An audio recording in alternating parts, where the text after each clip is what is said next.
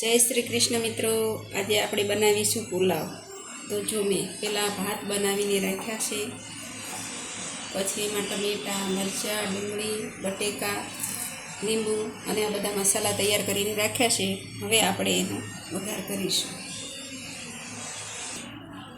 જો મિત્રો, અમે તેલ ગરમ કરવા મૂક્યું છે। હવે આપણે એમાં જીરું ઉમેરીશું।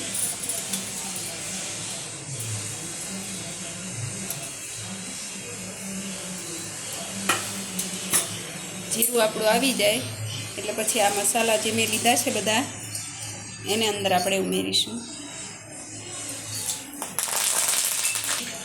હવે આપણે આ બટેકાની ચીપ્સ ઉમેરીશું।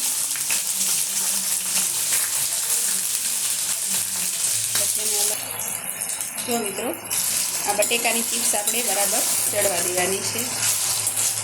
ધીમે ધીમે એને હલાવતા રહીશું।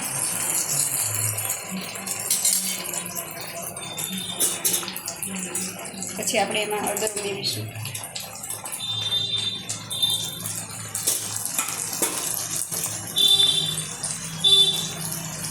અને મીઠું ઉમેરીશું। પછી એને બરાબર હલાવી લઈશું।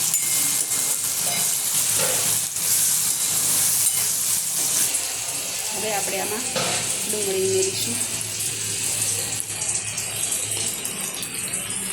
ડુંગળી થોડીક સતળાઈ જાય પછી આપણે મરચાં અને ટમેટાં પછી એમાં ઉમેરીશું। હવે આપણે આમાં ટમેટાં અને મરચાં ઉમેરીશું।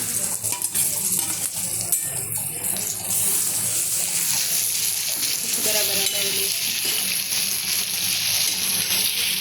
આને પણ આપણે થોડી વાર ચડવા દેવાના છે। જો મિત્રો, વેજીટેબલ આપણા બધા સતળાઈ ગયા છે। હવે આપણે આમાં થોડી ખાંડ ઉમેરીશું। પછી આ ગરમ મસાલો ઉમેરીશું। થોડુંક ધાણા જીરું પાવડર ઉમેરીશું અને થોડુંક લાલ મરચું અને અડધા લીંબુનો રસ ઉમેરીશું। બરાબર હલાવી લઈશું।